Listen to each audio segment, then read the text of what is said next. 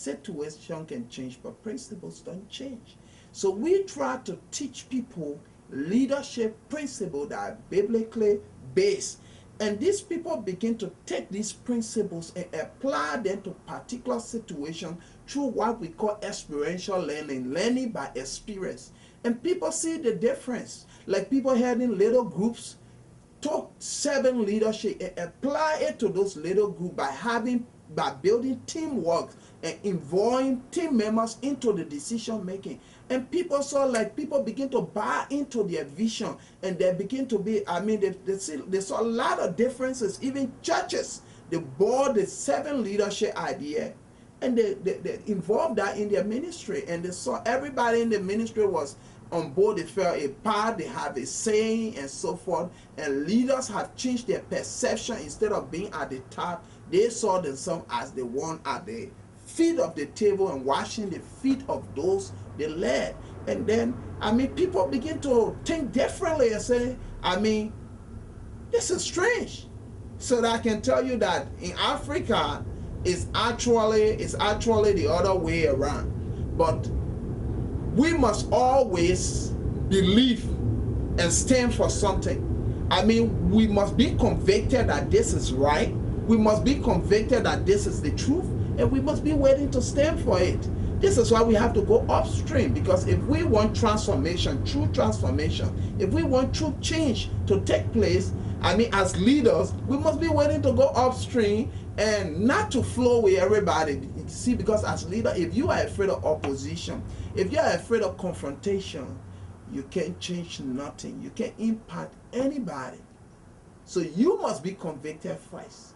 If your own vision, if your own philosophy can convict you, it can convict anybody.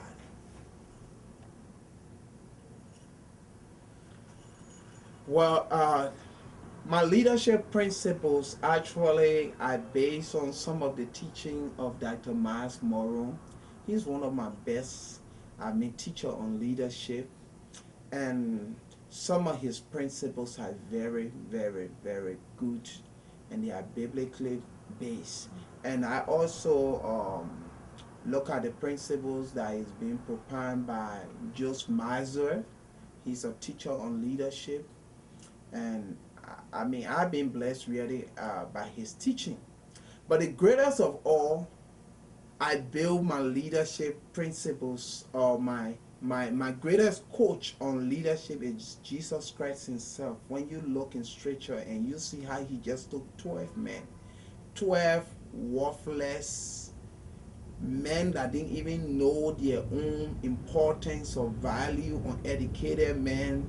Though few of them were educated, but most of them were uneducated, uncivilized, unexposed men. Jesus took them and helped them to discover themselves, and he was able to use these 12 men to turn the entire world upside down. And even after he left this earth, these 12 men were able to maintain whatever he left behind, and we are recipients of whatever that Jesus entrusted to those 12 men. I always tell people, if you are the only one that can do what you can do in your group, in your ministry, in your community, then you are not a leader. Because the true principle of leadership is to be able to impact, to raise up other people to do what you can do as a leader. In fact, to do more than what you can do as leader. And I think that's why Jesus did. That's why made Jesus a great leader. Because even up to today, his vision is alive, his philosophy is alive, and everything he stood for is here today. And I think that's why make him successful. And this is why he's my greatest leader, teacher on leadership.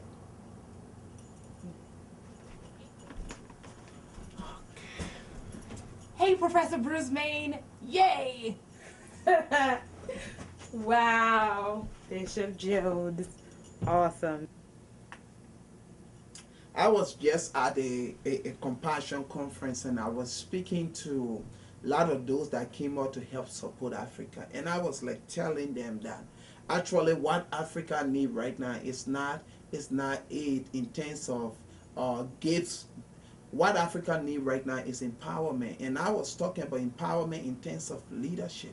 I mean, the rest of the world need to help Africa with the issues of leadership, where Africa can take responsibility and have a responsible leadership. You see, in Africa, we have the highest reserve, natural reserve of the whole world is in Africa. We rich. Africa is not poor. What Africa lack is leadership. And if Africa have the kind of leadership that I'm talking about, servant leadership, and if we start treating our people like they are our subjects, if we begin to treat them as if they are our partners or they are those we are being called to serve, I tell you, Africa will be one of the greatest continents on planet Earth. And this is, I mean, this is leadership. This is the heart of God. I think that's why God really wants us to do as leaders. When we can look back and put others ahead of us. I tell people leadership is a ride, but the ride can be very easy and enjoyable if we apply the right principle. If we apply the wrong principle, nobody will walk behind us. Nobody want to follow us, because all we will be doing is we will just be pushing people around, and we won't be leading them to nowhere. And you can lead people where you have never gone. So you have to, you may have been there before, you can lead people there. And so that's it.